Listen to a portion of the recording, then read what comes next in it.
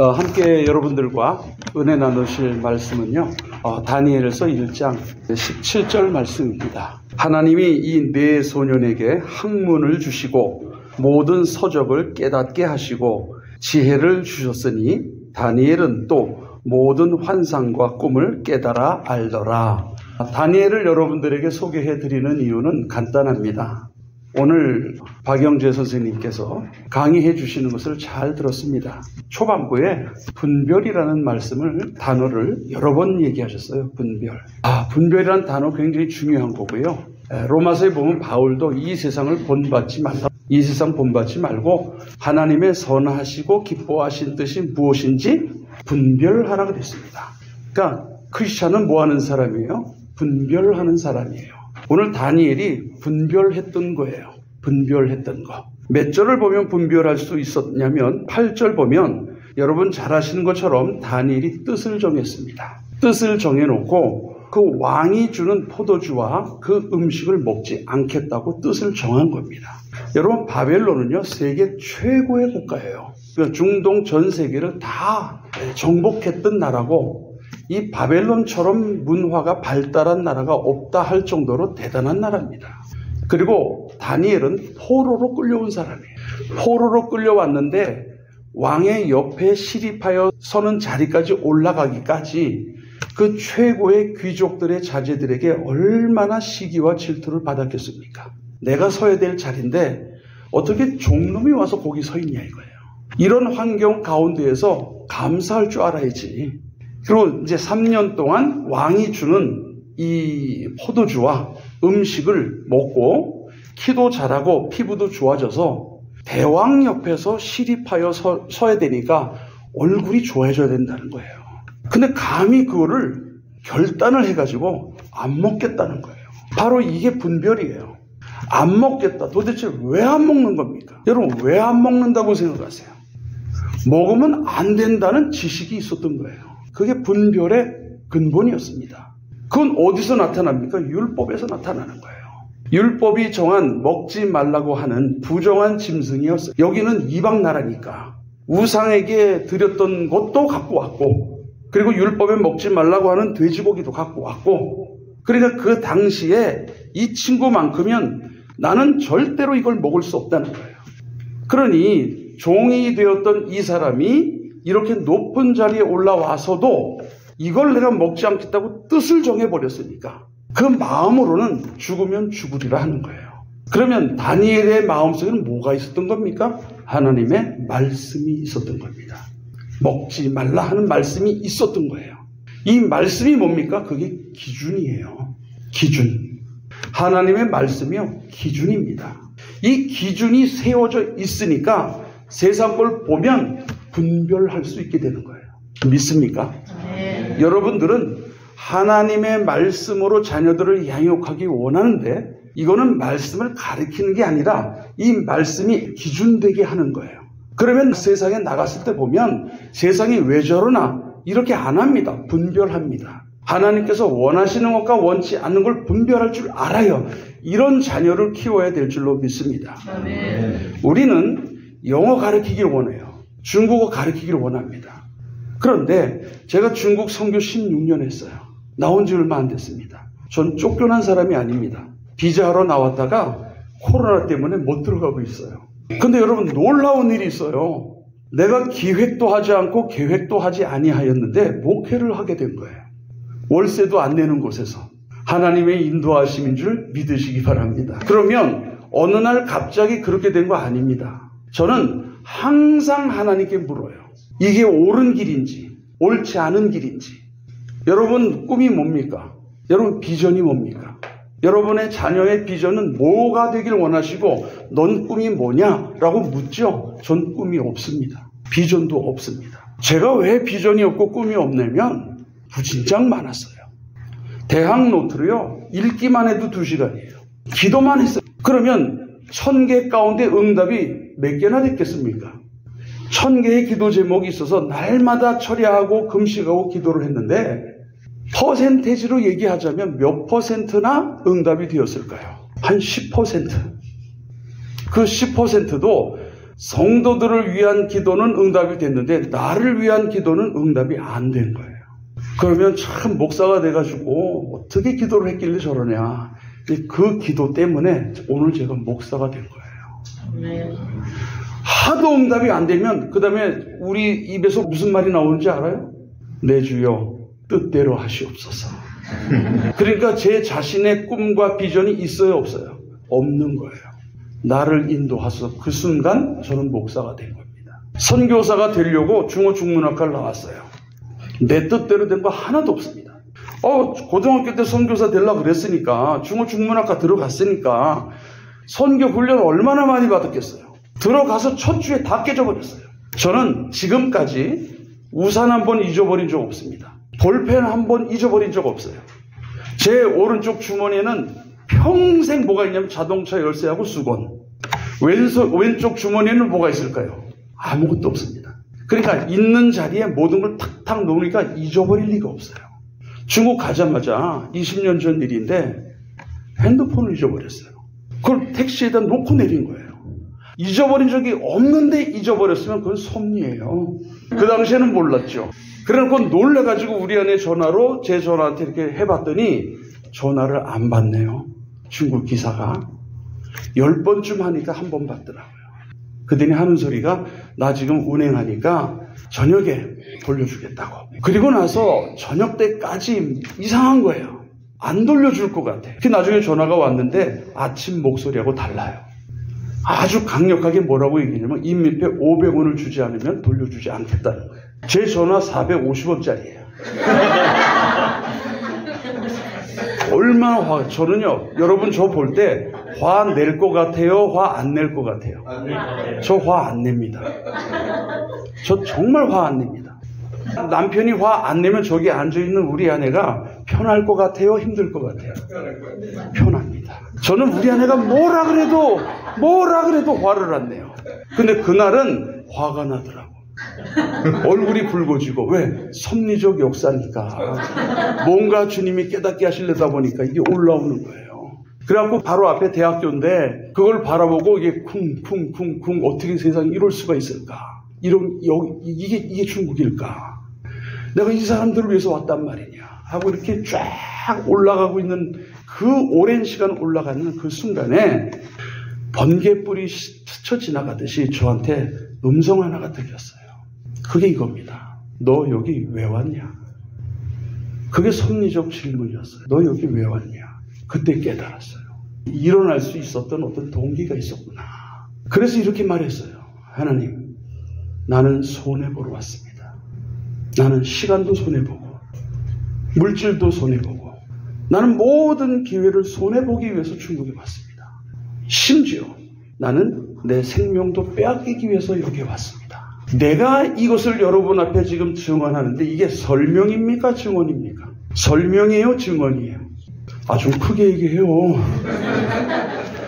내가 지금 설명하는 겁니까? 증언하는 겁니까?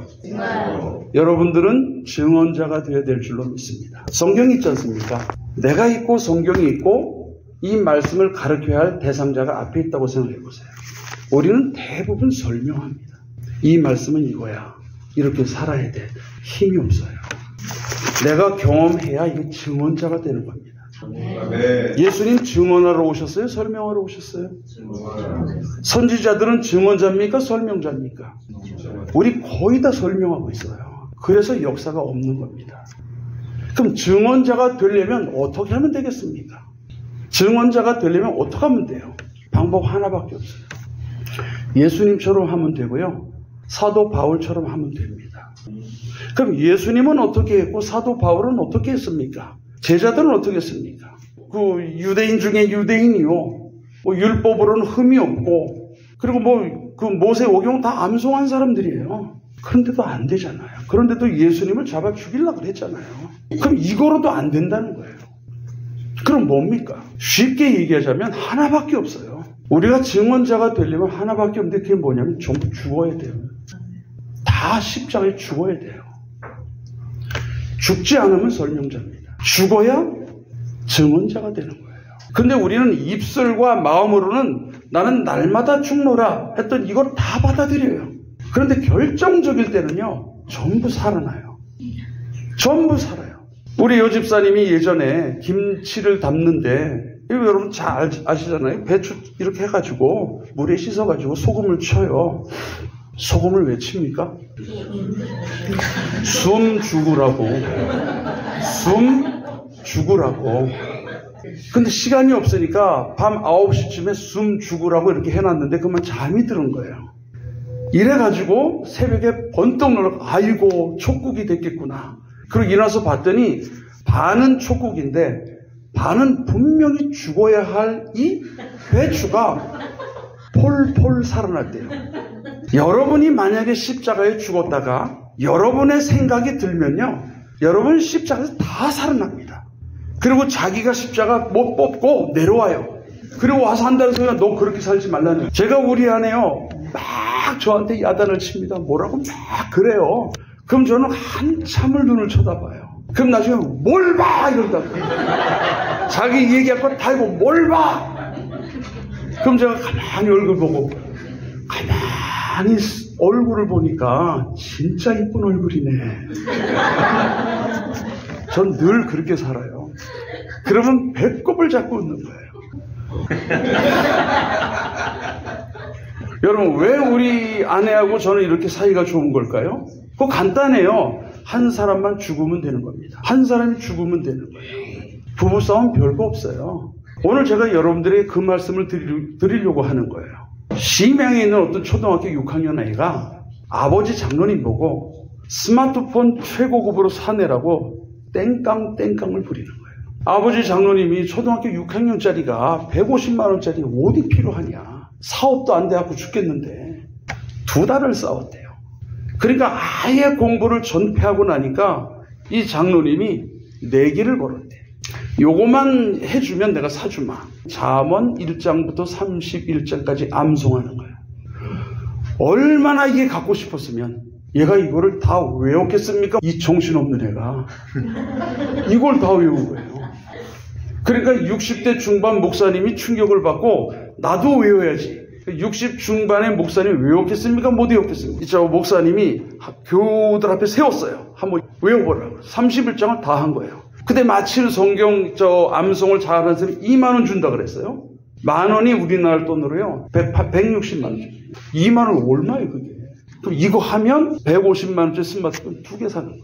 그러니까 아버지가 기분이 좋으니까 사업도 안 되는데 기분 좋게 전 교인 앞에서 2만 원 상금을 받았으니 사러 가자. 아버지 나 안 사겠습니다.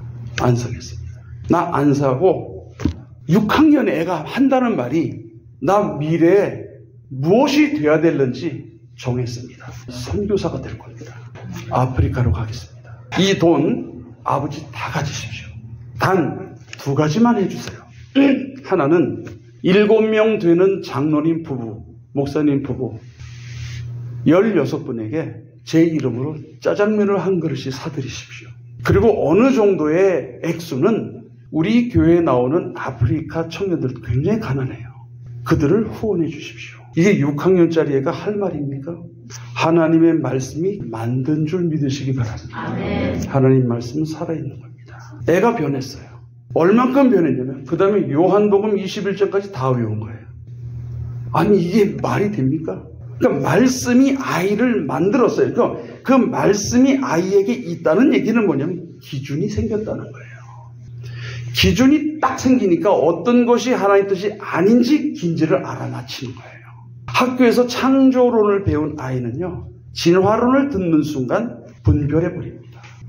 그러나 믿지 않는 아이들이 학교에서 진화론을 배우는 순간 나중에 창조론을 들으면 거부해버립니다. 무엇이 기준이 돼야 되는지 여러분들이 이 자리에 모인 것은 여러분뿐만 아니라 여러분의 자녀를 기준 세우려고 온 거 아니겠습니까?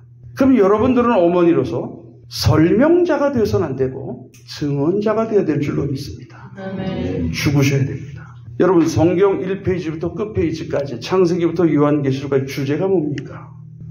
모든 사람은 읽지도 않고 사랑이라 그래요. 읽지도 않고 사랑이래요. 전 그렇게 생각하지 않습니다. 창세기 1장부터 요한계시록 22장까지 읽어보세요. 주제는 죄입니다. 죄.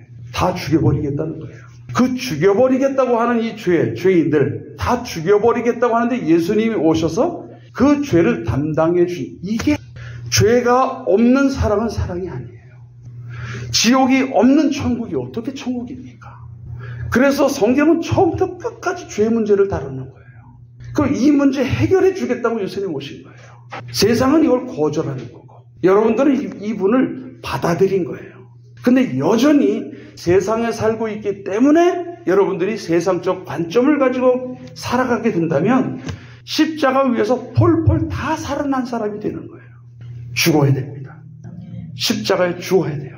그러면 이 6개월 동안의 이 훈련 기간은요, 여러분들이 죽은 자로서 훈련을 받아야 되는데 죽은 자의 증거는 뭡니까? 죽은 자는 말이 없다.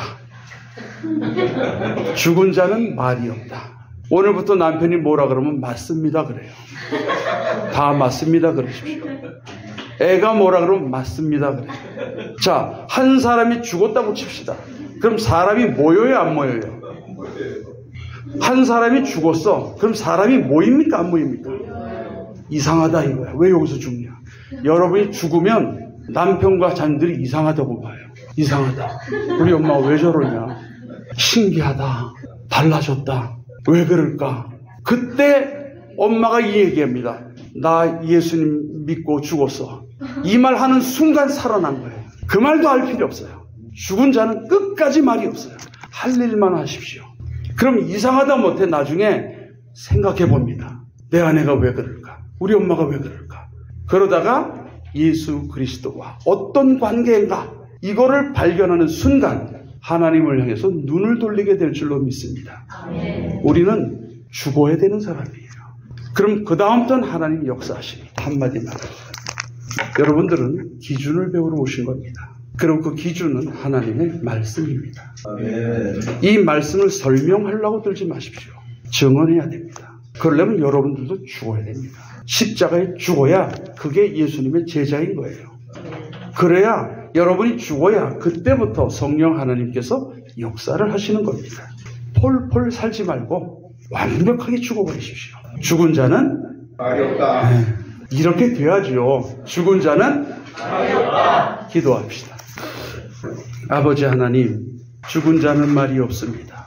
예수님께서도 십자가 위에서 아래에 있는 사람들에게 저들을 원수를 갚아달라 하지 아니하고 용서해달라고 했습니다. 저들이 몰라서 그런다 그랬습니다. 우리가 볼 때 모르는 사람들에게 설명해봐야 아무 소용없습니다. 그래서 분란만 납니다. 우리가 다 죽기 위하여 주의 말씀을 기준 삼고자 원했으니 이 말씀을 기준 삼으라고 설명하는 자가 아니라 우리가 이 말씀대로 행함으로 죽은 자가 되어 말씀이 무엇을 원하고 무엇을 만드는지를 몸소 보여주는 어머니들과 우리들이 될 수 있도록 축복해 주옵소서. 아멘. 그 외에는 주께 맡기오니 하나님 아버지 역사해 주옵소서. 아멘. 예수님 이름으로 기도드리옵나이다. 아멘.